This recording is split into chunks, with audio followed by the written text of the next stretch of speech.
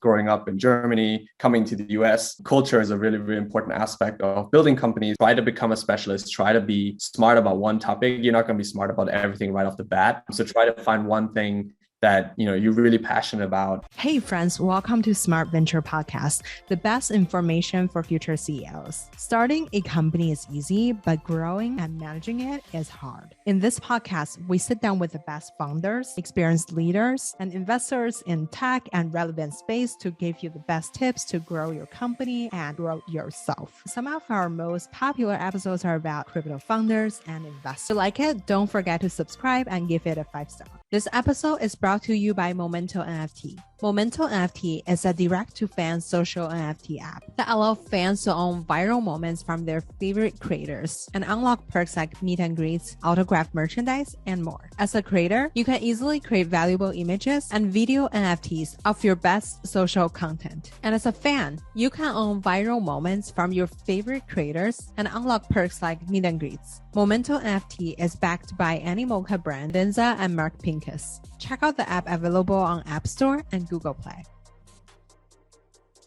Hi, Dan. Thank you so much for coming on the show today. Thank you. Thank you for having me. Big fan of the show. Thank you. So to start off the show, I would love to, let the audience get to know you a little bit more. You're very young and you're featured on the Forbes 30 Young, 30 Young. In the VC category, you have invested in a lot of really amazing B2B companies. To start off the show, I would love for the audience to get to know you a little bit more. Tell us more about, where you came from and, how you kind of got into VC. Yeah, absolutely. My parents were Vietnamese immigrants who built their life in Germany, out of all places. And I was born and raised there and spent most of my formative years in Munich, which makes me a diehard Bayern Munich fan for all the soccer fans out there. As they had immigrated to Germany on their own, I eventually basically did the same thing when I was 16, but I left for the United States instead. I did about 1 year of high school here as a foreign exchange student, and then I pretty much instantly knew I'm never coming back. I ended up going to school here at Berkeley, and I started my career at UBS in the investment banking group,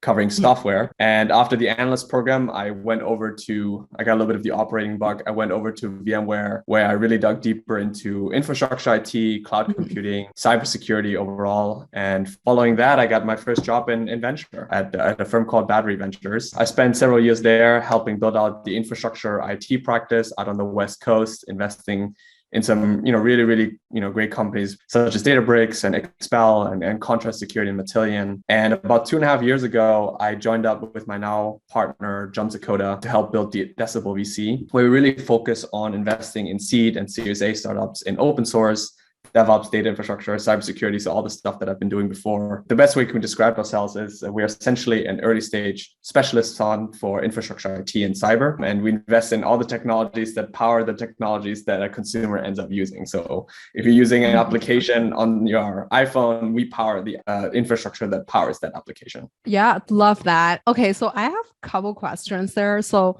I'm actually really curious. I didn't know that you were actually from Germany. I always thought you grew up in the Bay Area or something, but I'm just curious, how is that international experience changed the way that you approach your career? I think it probably makes me less super tied to a certain place, tied to a certain norm. That being said, I've been in the Bay Area for the last 12 years or so since college. So I don't know if that really applies, but fundamentally, really what it means is I look at companies in the eyes of an international expansion, in a much bigger picture. And I also look at culture as a really, really big factor when I evaluate companies. Obviously I grew up in a multicultural society. So being Vietnamese myself, growing up in Germany, coming to the US, culture is a really, really important aspect of building companies. And it's an important aspect of myself as well. Yeah, totally. I'm curious when it comes to planning out your career, what are some steps that you take when you are looking at the VC, right? There's so many younger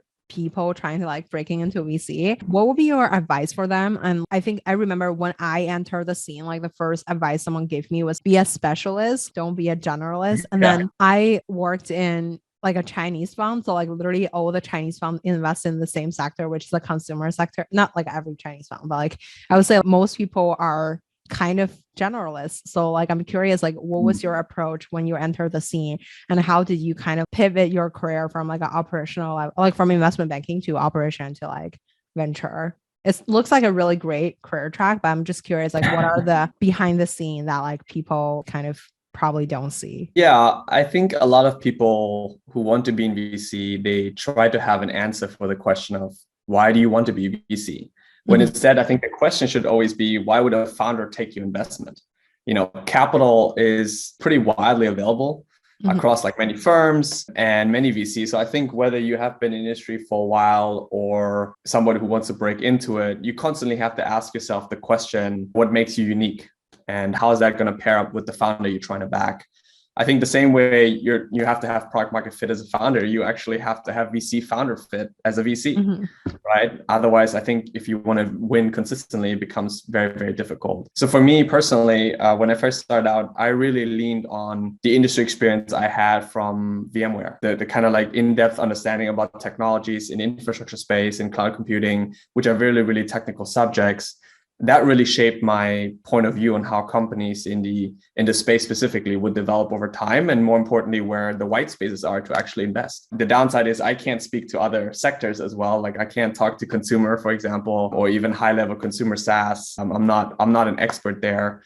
But I think in the certain areas, such as infrastructure IT, being a specialist goes a long way. And then if you can combine that with the knowledge of a more thematic style of investing, then I think you can go a long way with that. Totally. When you are, I guess, when you pivot your career from VMware to venture, we had a conversation about like, you were actively getting knowledge in the space by like maybe chatting with coworkers or stuff like that. So curious, how do you kind of build up your network in a way that's kind of help you to gain more like domain expertise, as well as like when you are thinking about the skills that you need for being a VC. So when I can only talk about my brief experience because I feel like it's technically like a sales job. You're selling yourself to the founders, the top founders, right? And then you're selling yourself to like, you are a partner now. I mean, back in time, like as a social associate, you have to sell it to like a partner at the fund.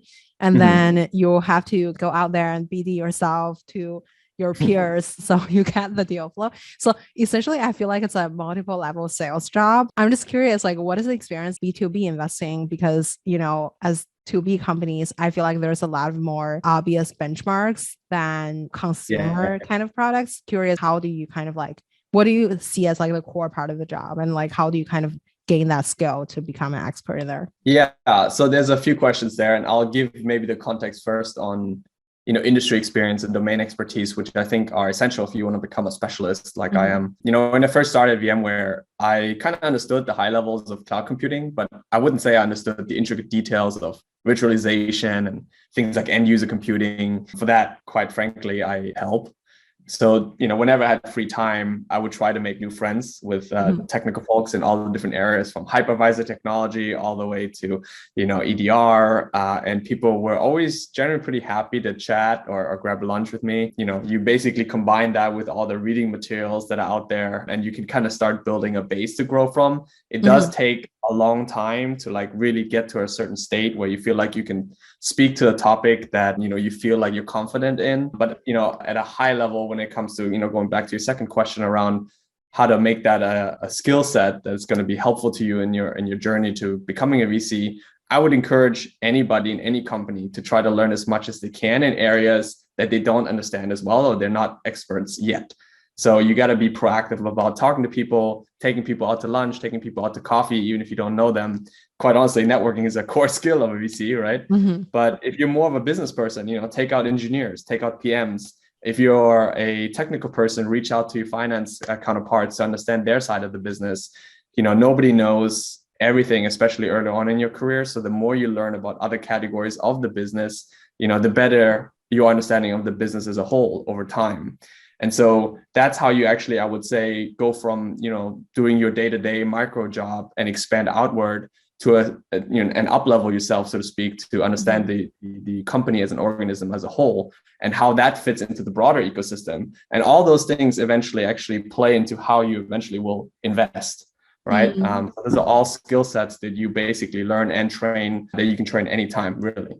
whether you're at a Totally. startup or a big company. Totally. I was wondering, so you mentioned that, you would take out PMs or like anybody else Yeah. in the industry for lunch. So I think you have a really good advantage because you work at one of the top B2B companies. As if someone who are more early on in their career, they may not have type of network, like how should they approach these things? Yeah, I actually would add that, I didn't just spend time talking to people at VMware because I Mhm. realized that, VMware is obviously a great spot to learn, but you don't Mhm. want to think about it just in the context of like one company. You Mhm. want to learn as much as you can from other companies as well that are, in the ecosystem, whether it's startups or, larger scale companies, because they all have an impact on your thinking. To answer your question, I think you have to be proactive, like not just like, on a physical level where you're just like meeting people at meetups and such, but I think you also have to go online and find certain people that either have a certain profile that you think is really interesting and reaching out to them cold and giving them a reason to meet with you. You're going to send a lot of different emails, a lot of cold emails, and a lot of them are going to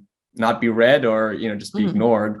But there might be 4 or 5 out of like, 30 that might be really meaningful relationships. And then you build on those relationships and ask those people for more introductions to other people. And so you slowly begin to build a much, much bigger network over time. And quite honestly, you might start out with 3 people. They might introduce you to another 3, and then you might have 6 and so on and so forth. Over the course of a year, you might get like 20, 30 new, introductions and or connections.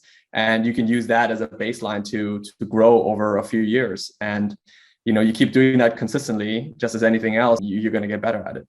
Totally. Maybe this is getting really personal, but like, I'm curious, like, how do you maintain these relationships?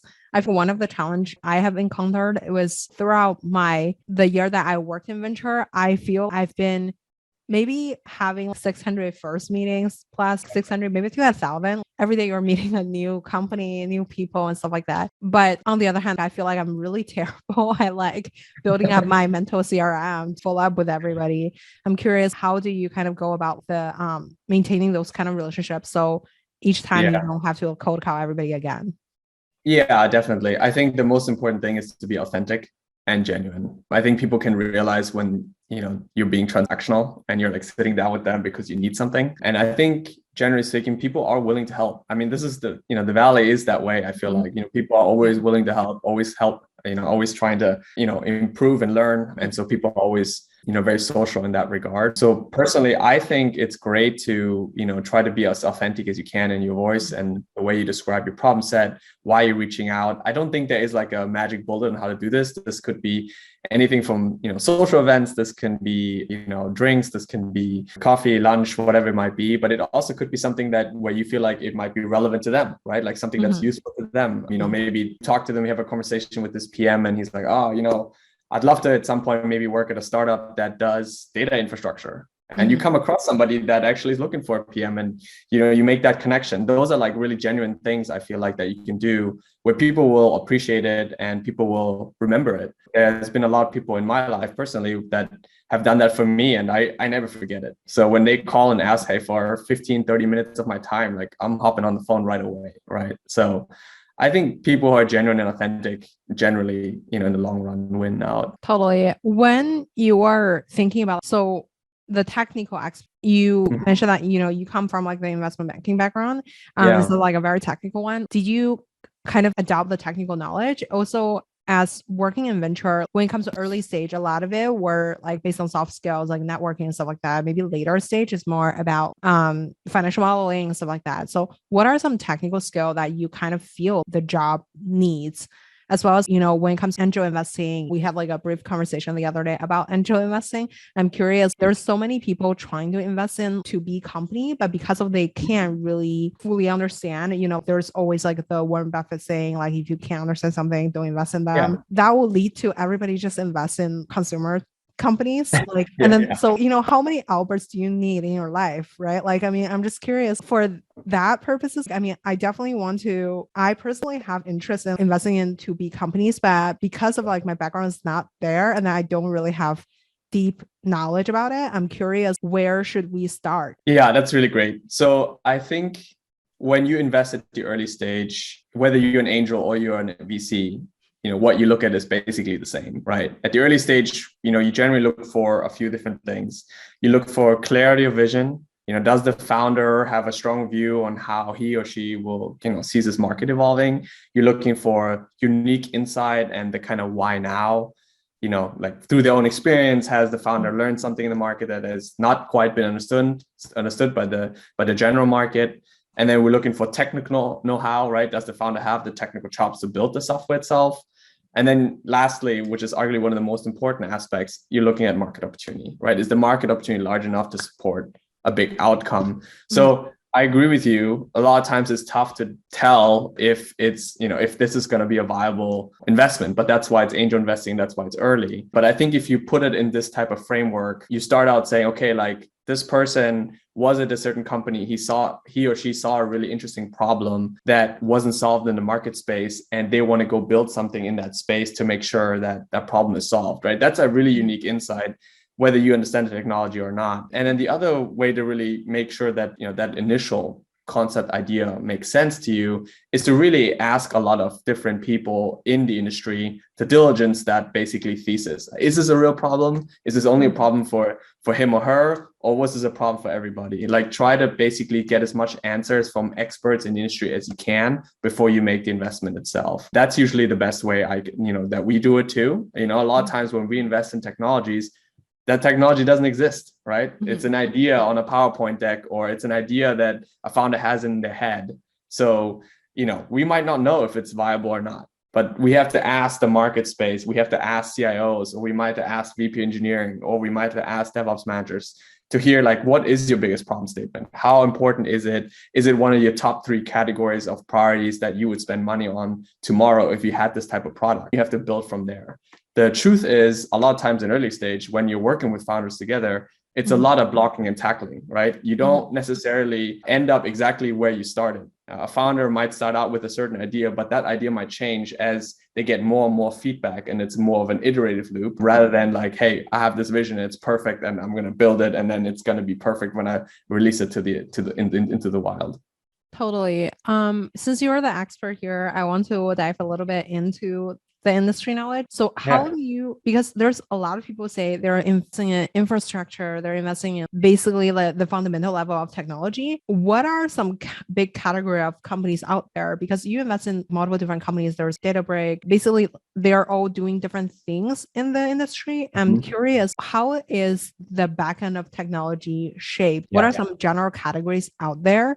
And then number 2 is, I guess, what is your investment strategy in that domain? So like, do you primarily invest in every company in one particular sector, or do you invest in different things, but they are maybe the top 1 or 2 in a particular? Yeah, so we don't fund competitors. We always invest into one company per category. I think it just creates too much conflict of interest if you end up in multiple companies in one sector. We try to bet on a horse or bet on a jockey, ride it out. Maybe I'll just walk you through at a high level how we invest and how we approach it, and that will give you some color on how we actually do it. So at a high level, we always invest thematically, meaning we try to understand what a big secular movement might be that is affecting an industry as a whole, or might cause an architectural shift in the IT landscape. So we then try to identify what type of IT or security budget might be dislodged to this trend, either by seeing a shift away from older or incumbent vendors, or require a whole new product category altogether, right? So at a high level, think about it this way. We were running mostly software on-prem for the last, 20-something years. And all of a sudden, we shifted everything to the cloud because there's more flexibility and cost optimization, all this other stuff, and a lot more flexibility for developers to manage the applications. And that is a fundamental architectural shift that is affecting almost every single IT budget category that exists in the world today, right? This affects everything from software development all the way through security. So whenever you see some architectural shift that occurs like that, all these budgets get dislodged. And then we basically go into these subcategories and try to understand, are there big companies to be built in all these different categories? So for example, as you're shifting towards the cloud, what does that mean for cloud security? Security has primarily been on-prem, but now it's in the cloud. Like, what does it mean, right? I'll try to give you a little bit more context, maybe in one company we invested in, which is called Rumble. It's essentially a asset inventory and network visibility solution that helps organizations find and identify managed and unmanaged assets connected to their network, right? We call it inside out security. So the question you might ask is like, why is this important, right? And because in security, what you cannot see, you cannot protect, right? So you can't, to give you a sense of scale, like there's like, if there's a big financial institution, like a bank, like a JP Morgan or something like that, they have anywhere from 60,000 to 300,000 endpoints, right? Across servers, laptops, cloud instances, it's the whole shebang.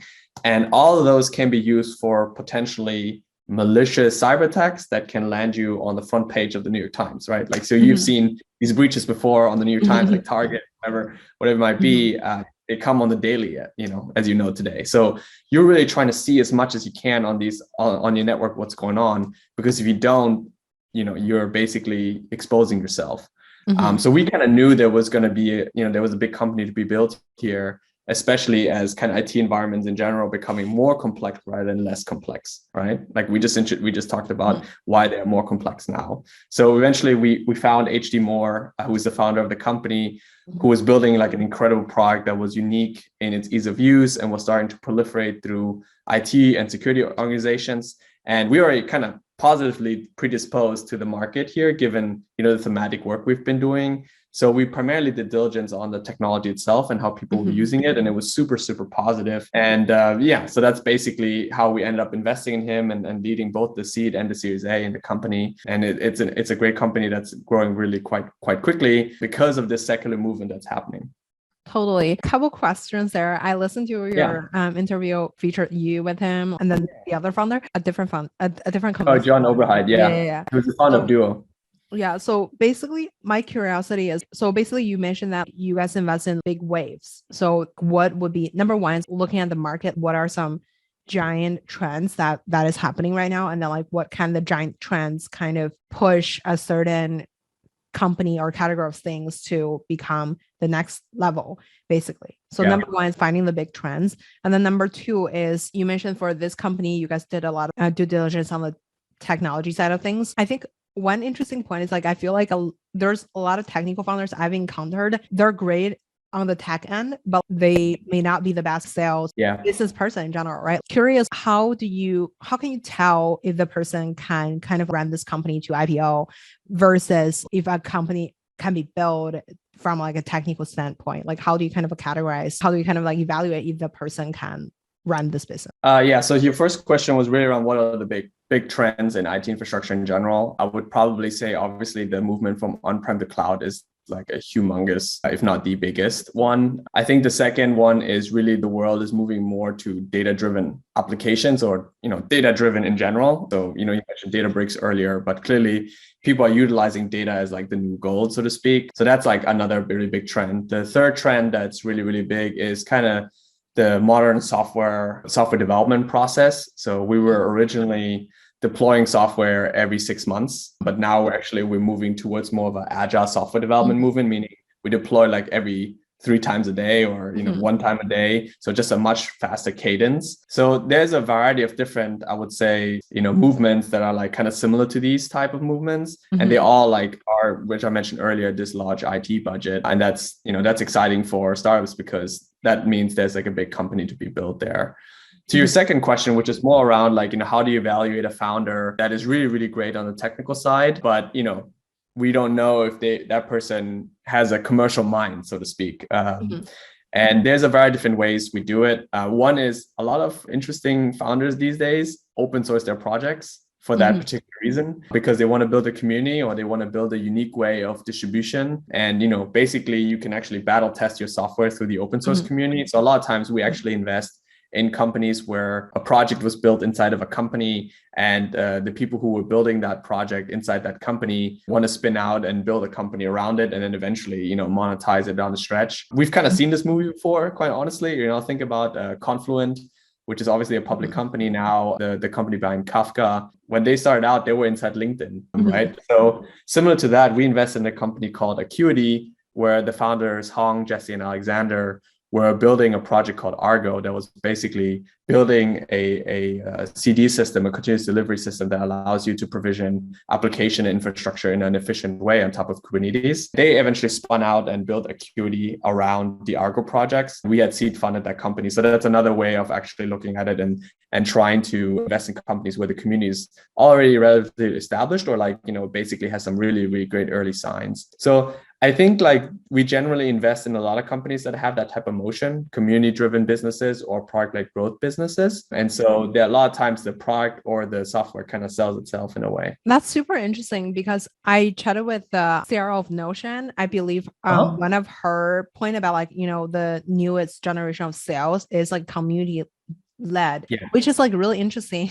And basically what's a current thesis of like the crypto industry, everything's like Web3 community. What does that mean for like community in B2B? Is that like a lot of developers are using this thing already, so they can basically, if one of them going to start a company, they're gonna take this tool with them, that's how they're gonna sell? Or like how is, because community is, when you're talking about like, let's say Groupon, build a community is very important, right? But like when you're talking about, selling a software, it's kind of really interesting to think about what exactly does that mean for like building a community.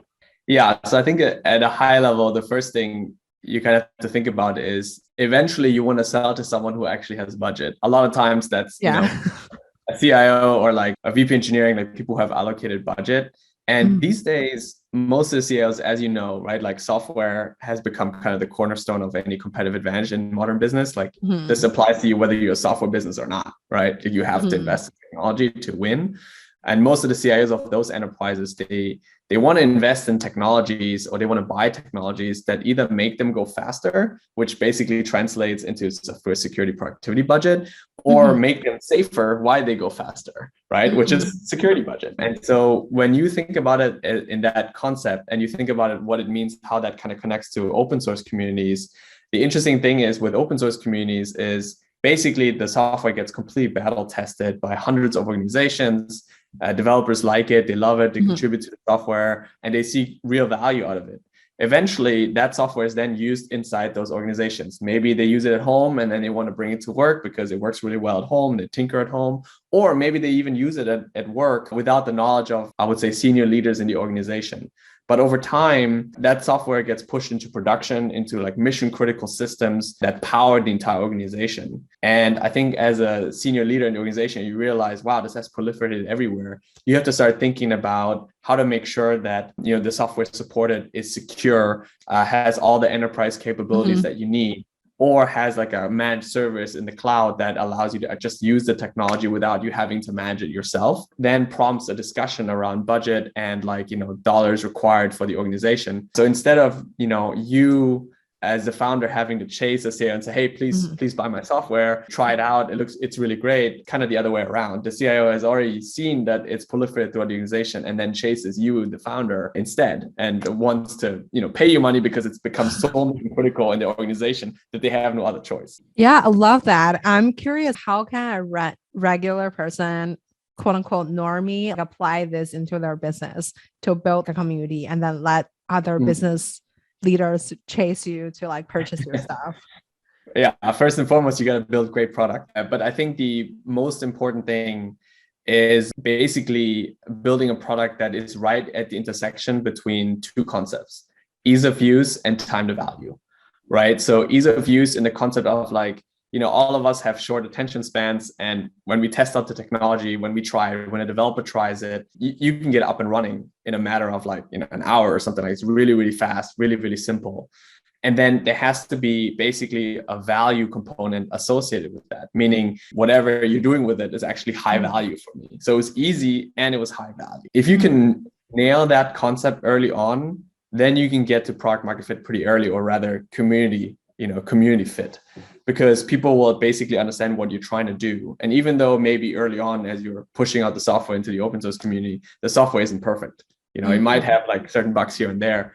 People are willing to take a chance on you because they're saying, hey, like you're building something that's revolutionary and making my life easier. And I know what you're trying to do. So I'm willing to go with you and see where this leads us. Okay. One is You mentioned a really good point about basically when you are building a community, maybe the developer will sell there to their superior, and then their superior will sell it to like the CRO, CIO, CTO. Curious from this sales funnel, how does this work in an organization? And when you are investing in a product or like in a business, how do you think about the exit of the company? There's not only just like, IPO, not every company can MPO. Sometimes getting bought by like a big tech company or something would be great. Sure. Any type of big tech, right? When you encounter this founder, how do you mentally, I guess, like convince yourself, convince your team, or like basically how do you map out where they're going to go in the next couple of years? Basically the exit strategy or like exit potential. How do you evaluate that? And then number two is in terms of the sales process, I guess like building up that community. A part of it is building up their customer base. Eventually, if the company is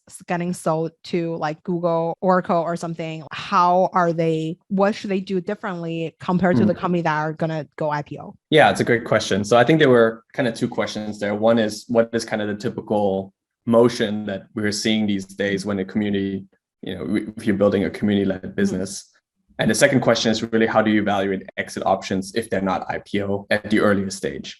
So I'll kind of try to answer the first question first. Open source companies these days, there was a little bit of an evolution that occurred. When we first started out in open source, a lot of business was basically support. So, you were using the open source project and you just needed support from the company.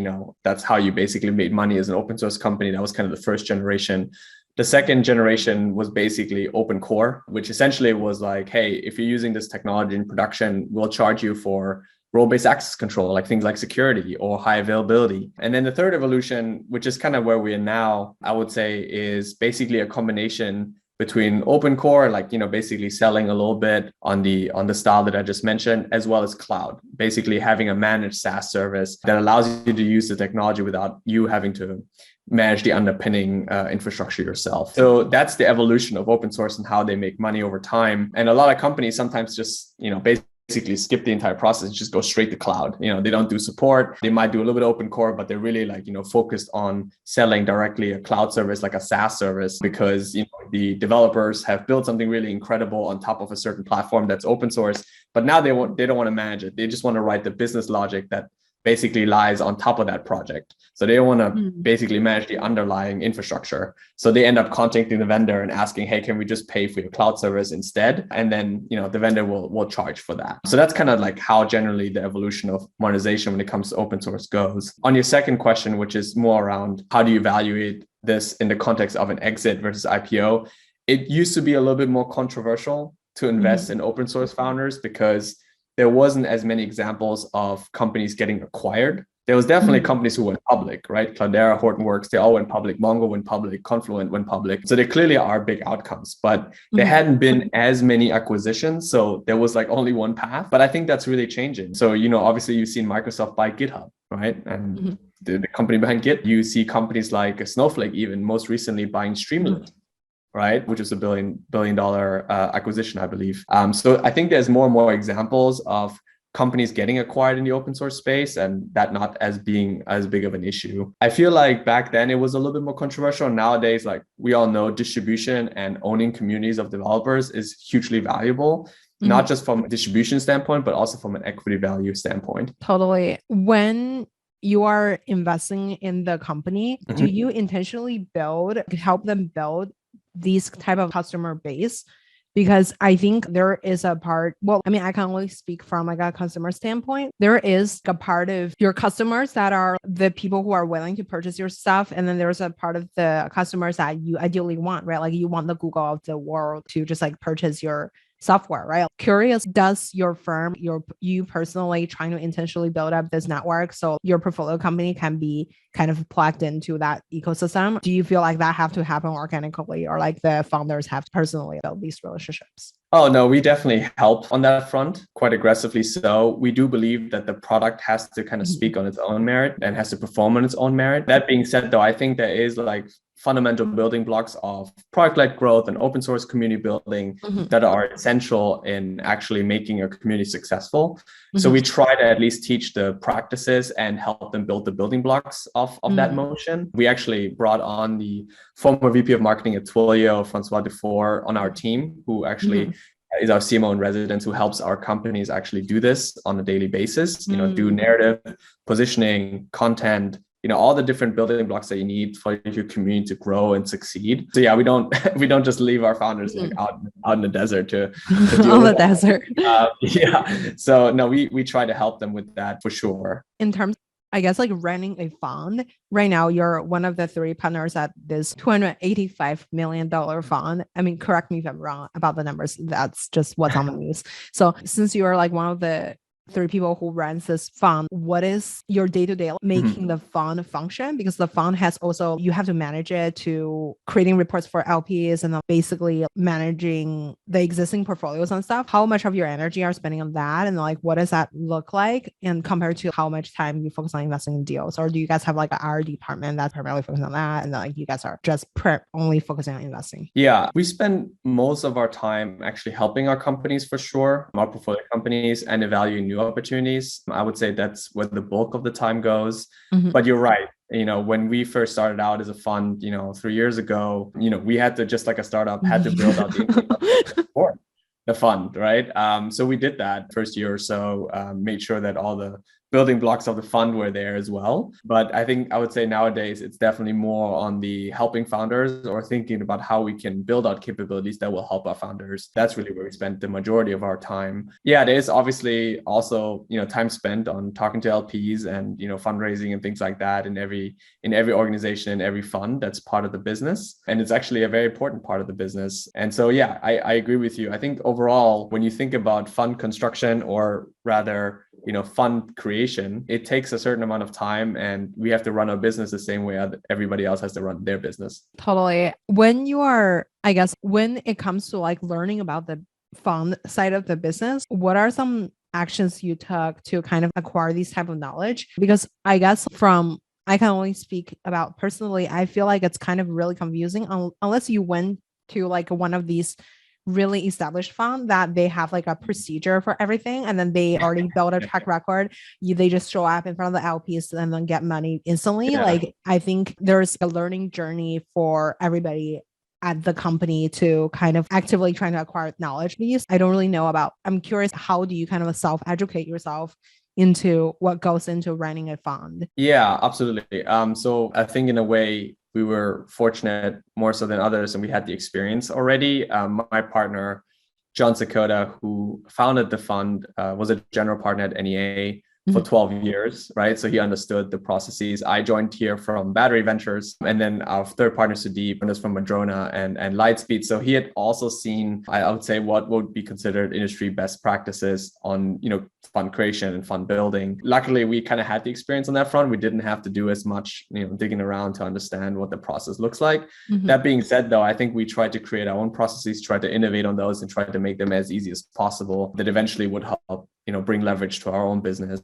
I think that having a really, really good fund CFO and people who really have done this before is really, really essential in making this a success. So by no stretch do we do this on our own. We definitely have operational counterparts that help us. But overall, that's probably, the best answer I can come up with is the fact that we luckily somewhat had the experience already. When you are the unfair advantage, I'm curious, what do you see as your personal unfair advantage? And then how do you, I guess, establish yourself in the industry to be the go-to person for this type of investment? Or, when founders think about something and then they would pick you guys over like a lot of other funds? Yeah, I think that's a great question. So I mentioned earlier that we are a sector-focused specialist fund. We also are stage specific. So meaning we only do seed and Series A. So really, really specific to this type of companies that we want to back, which is in the infrastructure space.